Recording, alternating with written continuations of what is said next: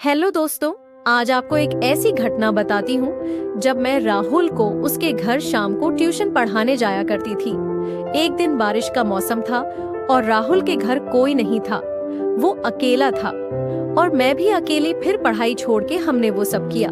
चलो शुरू से बताती हूँ। दोस्तों, मुझे आज भी अच्छे से याद है जब मैं राहुल को उसके घर ट्यूशन पढ़ाने जाया करती थी। वह समय बहुत अलग और खास था। एक दिन की बात है जब मैं रोज की तरह राहुल को पढ़ाने उसके घर गई थी। उस दिन मौसम कुछ अजीब सा था। आसमान में बादल छाए हुए थे और हल्की हल्की ठंडी हवा चल रही थी। मैंने सोचा था कि शायद बारिश नहीं होगी और समय पर घर लौट जाऊंगी, लेकिन पढ़ाई के दौरान ही अचानक तेज बारिश शुरू हो गई। बारिश इतनी जोर की थी कि बाहर निकलना नामुमकिन था। मुझे चिंता होने लगी कि अब मैं घर कैसे जाऊंगी। तभी राहुल के घर पर फोन बजा। मैंने देखा कि राहुल फोन उठाने के लिए गया। दूसरी तरफ मेरे पापा थे। उन्होंने राहुल से कहा, मुस्कान को आज आपके घर ही रोक लो, बारिश इतनी तेज है कि वह घर नहीं आ पाएगी। राहुल ने जवाब दिया, ठीक है अंकल, आप चिंता मत कीजिए।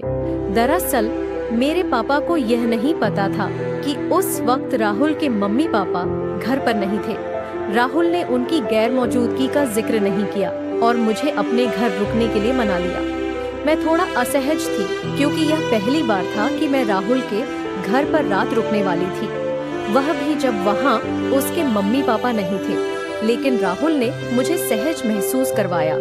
उसने मुझे एक कप गर्म चाय बनाकर दी और कहा, तुम आराम से बैठो, बारिश बंद होने का इंतजार करते हैं। बारिश का नामो निशान तक नहीं था रुकने का। धीरे धीरे रात होने लगी। रात को राहुल ने कहा, चलो कुछ अच्छा बनाते हैं खाने के लिए। उसने किचन में जाकर कुछ नूडल्स बनाए। दोनों ने मिलकर नूडल्स खाए और बहुत सारी बातें की। मुझे लगा जैसे हम दोनों की दोस्ती और गहरी हो रही थी। हम अपने बचपन की बातें, स्कूल की यादें और ख्वाबों के बारे में बात कर रहे थे। थोड़ी देर बाद राहुल ने कहा, चलो कुछ खेलते हैं। उसने लूडो का बोर्ड निकाला और हम खेलने लगे। खेलते खेलते हमारी हंसी ठिठोली शुरू हो गई।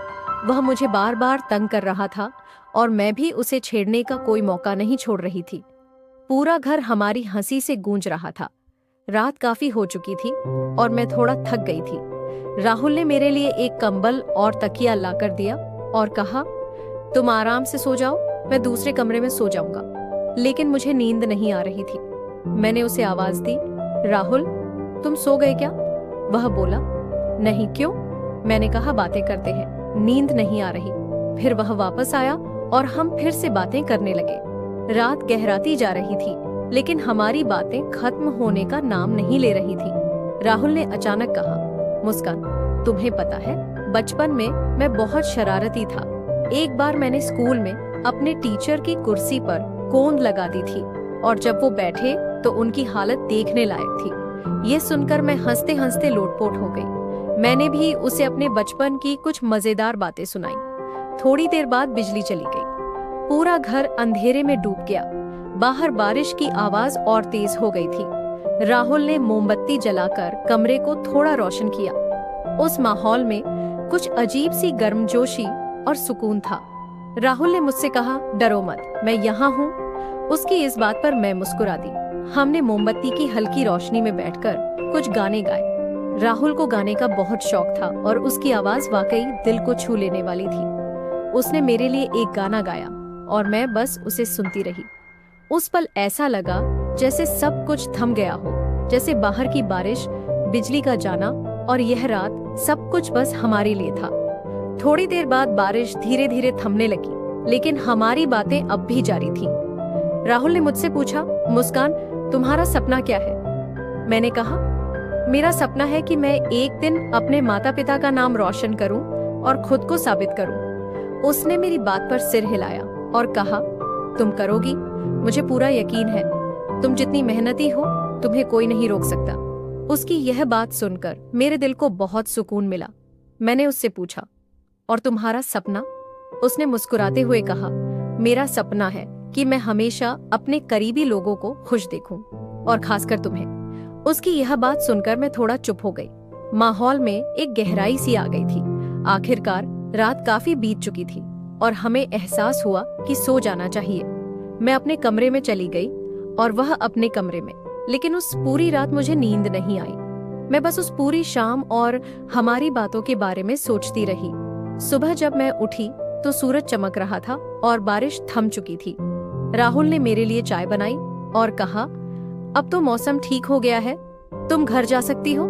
मैंने मुस्कुराते हुए कहा, हाँ, लेकिन यह रात हमेशा याद रहेगी। उसने भी मुस्कुराकर कहा, मुझे भी। घर लौटने के बाद भी मैं उस रात के बारे में सोचती रही। वो सारी बातें, राहुल का मुस्कुराना, उसका ख्याल रखना, हर पल जैसे मेरे दिमाग में छपा हुआ था। मैं समझ नहीं पा रही थी कि यह सिर्फ एक खास अनुभव था या शायद कुछ और। क्या यह सिर्फ दोस्ती थी या कुछ ऐसा जिसे मैं खुद से भी स्वीकारने से डर रही थी। कुछ दिनों तक मैंने राहुल से सीधे संपर्क नहीं किया। हालांकि ट्यूशन के बहाने हम मिलते थे, लेकिन पहले जैसी सहजता कहीं खो गई थी। मैं उसे देखती लेकिन नजरें मिलाने से बचती, और राहुल भी समझ नहीं पा रहा था कि मैं क्यों बदल गई हूँ। एक दिन उसने आखिर पूछ ही लिया, मुस्कान, क्या हुआ है? तुम मुझसे बात क्यों नहीं कर रही हो ठीक से?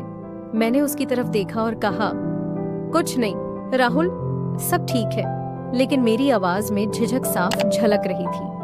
उसने थोड़ा करीब आकर कहा, देखो, मुझे पता है कुछ तो है। अगर तुम मुझसे शेयर नहीं करोगी तो किससे करोगी? मैं कुछ पल के लिए चुप रही, फिर हिम्मत जुटाकर कहा, राहुल, उस रात जब मैं तुम्हारे घर रुकी थी मुझे बहुत अच्छा लगा, लेकिन अब मैं समझ नहीं पा रही कि यह सिर्फ दोस्ती है या उससे ज्यादा। मैं खुद को समझाने की कोशिश कर रही हूँ, लेकिन मेरी आवाज रुक गई। राहुल ने मेरी तरफ देखा और उसकी आंखों में एक अजीब सी चमक थी।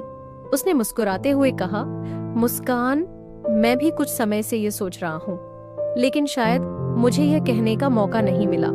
सच कहूँ तो मेरे लिए भी वह रात सिर्फ एक याद नहीं बल्कि कुछ खास थी, और तुम मेरे लिए सिर्फ एक दोस्त से कहीं ज्यादा हो। उसकी यह बात सुनकर मैं कुछ पल के लिए हैरान रह गई। मुझे समझ नहीं आ रहा था कि क्या कहूँ, लेकिन मेरे दिल में एक सुकून सा था, जैसे कोई बोझ उतर गया हो। मैंने धीरे से कहा, तो अब हम क्या करें राहुल? उसने मुस्कुराकर कहा, कुछ नहीं मुस्कान, हम बस वही करेंगे जो हमें सही लगे। कोई जल्दबाजी नहीं, बस एक दूसरे का साथ निभाएंगे। उसकी यह बात सुनकर मेरी आंखों में खुशी के आंसू आ गए। उस दिन से हमारे रिश्ते की परिभाषा बदल गई। अब ट्यूशन सिर्फ पढ़ाई का बहाना नहीं था, बल्कि हर दिन का इंतजार बन गया था। हमने अपने रिश्ते को समय दिया, एक दूसरे को और बेहतर तरीके से समझा। वो बारिश की रात न सिर्फ हमारी दोस्ती की, बल्कि हमारे रिश्ते की भी शुरुआत बन गई। वो दिन तो जैसे हमारी जिंदगी का सबसे खूबसूरत मोड़ था। राहुल और मेरी दोस्ती अब एक नए रिश्ते में बदल चुकी थी, और हमारे बीच एक नई तरह की समझदारी और अपनापन आ गया था। हम दोनों ने एक दूसरे को लेकर जो भावनाएं महसूस की थी, वो अब पहले से भी ज्यादा गहरी हो चुकी थी। ट्यूशन का बहाना अब सिर्फ एक माध्यम था, लेकिन उसके पीछे एक और कहानी चल रही थी। हर दिन राहुल का इंतजार करना, उसकी मुस्कुराहट देखना और उसकी बातों में खो जाना मेरी दिनचर्या का हिस्सा बन गया था। राहुल ने भी मुझे हर पल खास महसूस करवाने की कोई कसर नहीं छोड़ी। एक दिन उसने कहा, मुस्कान, क्या तुमने कभी सोचा है कि अगर हम यूं ही साथ रहे तो जिंदगी कितनी खूबसूरत हो सकती है? मैं उसकी बात सुनकर मुस्कुराई और कहा, राहुल, जिंदगी तभी खूबसूरत है जब तुम मेरे साथ हो। उस दिन हमारी बातों ने एक नए सपने को जन्म दिया, एक ऐसा सपना जिसमें हम दोनों साथ थे, एक दूसरे का सहारा बने हुए। धीरे धीरे हमारी भावनाओं की गहराई को हमारे परिवारों ने भी महसूस करना शुरू कर दिया। मेरे घर वाले राहुल को पहले से ही पसंद करते थे, और राहुल के परिवार ने भी मुझे अपनी बेटी की तरह अपनाने का संकेत दिया। ये सब देखकर हमारे दिलों में एक नई उम्मीद जागी।